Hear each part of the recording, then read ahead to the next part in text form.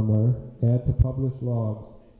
So that's going to add it to that list that we see when we go to publish logs, a very hard cache. So when you do it manually, of course, you don't have the log type and you don't have the correct time because you didn't actually log it while you're out in the field. But to edit these logs, yes. How did you get there? If there's published logs? Geocaching.com access, publish logs. Do you have the geocaching.com access menu? Yeah, unfortunately I'm not one. Okay. But I'll just look. Okay.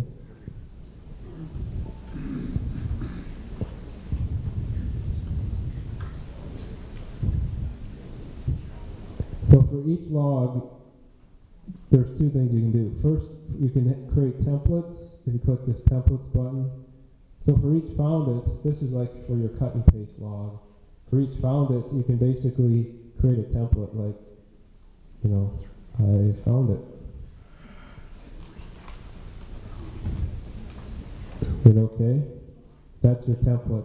Now for each item in here, you can manually edit each log. If you click on the log and hit this edit button, it pops up a window with your log text. You can even use the same smileys and stuff you could on geocaching.com. To put your template in here, you just click template.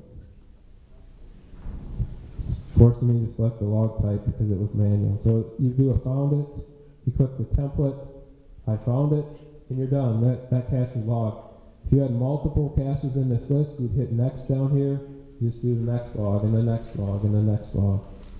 When you're done, you have them all, you know, some text entered for all of the logs.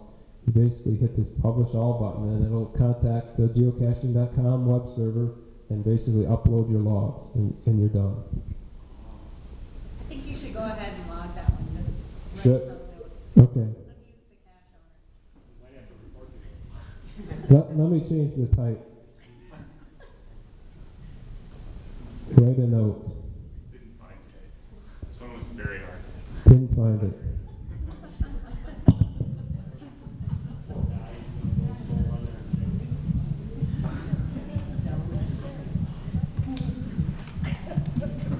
I've been staring at that for 2 years. Yep, and then you just hit publish all, and it'll send that on its way. So, again, for a couple logs, you're probably better off going to the website, but if you're like my wife who's going for 130 caches on some power trail, this will save you some time.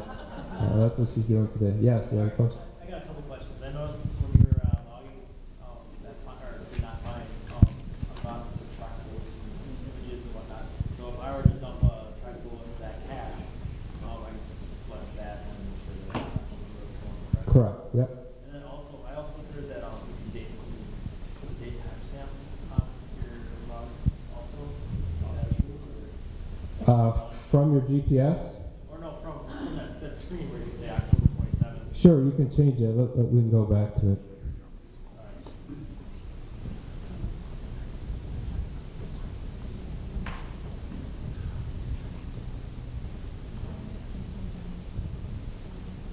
So yeah, right here, you know, you pick the type, found it, and then here you can go to a calendar and select the date. Now if it comes from your GPS, it'll log the time that you basically hit the button that you found it, so that, you know, the date and all that's done for you. If you hit trackables, it's going right now to the server and seeing what your inventory is and what was in the cache. I don't have any in my inventory and the cache didn't have any, so I really can't do anything here.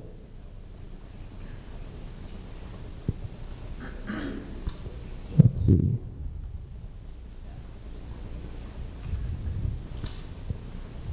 Yep, that's it. Then just drag it over there from the inventory to the cache? Ooh, let's go to one that has trackables. I don't know if we have one.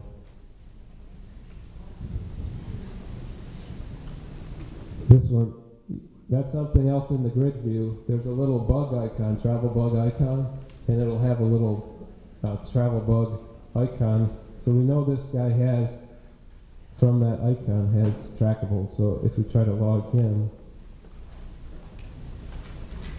at least there was one there, but whoever took it may not have logged it.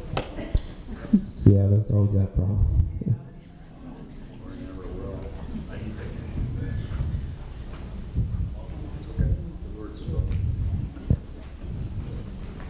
Getting the cache track full step. Wow, this one has a lot. It's actually, let's say we found Slinky the inchworm. Yes, you can just,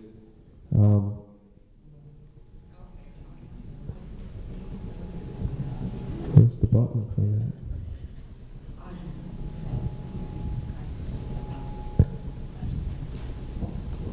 It should let you move it to your inventory. Or not.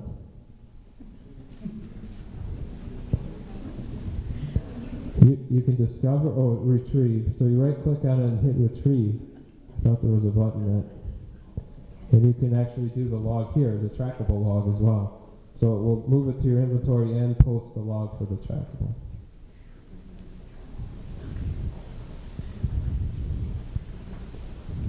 Okay, this is one slide that didn't make it into your printout. I don't know how it got lost, but it did. So some of these things you might want to write down. These are places you can go for more help. Obviously, we're going to help you at lunch, but if you need even more help, one of them is to read the GSAK user manual. It's kind of a joke because it's like the software itself. It has a lot of information in it, and it can be hard to figure out what exactly you have to do there. So, another place you can go is the GSAK support forums at gsak.net/board. The author of the program, Clyde, is actually pretty good about answering your personal questions. So he'll help you use it. Cache Freak, right? Cache Freak has a series of videos on GSAK, basically taking you from doing something really simple like we did today all the way to macros. So you can watch these YouTube videos and get trained that way.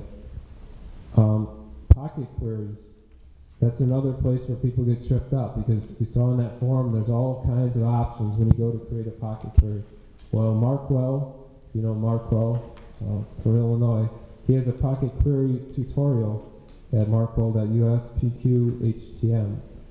It goes through all the steps about how you can create a pocket query with different types of filters and what the rules are. Finally, we talked about the WJ forums. You can ask for help locally. Maybe there's an expert who lives by you willing to come over and walk you through this, or, Carrie is laughing, yeah. Okay, don't go on there, Carrie. And that's all I have for the first section. Okay. Well, I'll leave this up during the break. We'll take a 5 to 10 minute break, right, Ron? And regroup, come back with your questions. I'm going to do a little bit more on advanced features, but after that, it's just going to all be your questions. And get your Jimmy John's order in, right? Who should they go to for that? You're going to take those off?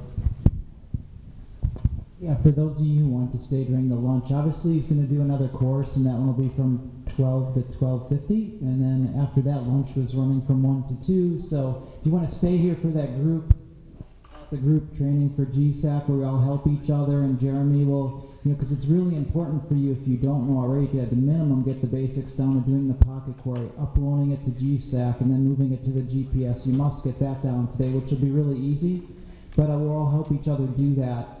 When he goes through, you're like, oh boy, he's really going fast, and I didn't see how he did that. That's okay. We'll get to that during the lunch break, so you can, what we'll do is we're going to put in an order to Jimmy John's right now for those who are interested staying through lunch. You don't have to go out and get lunch. It'll come to you, so you can stay for that session there, so you can learn as much as you can during that hour.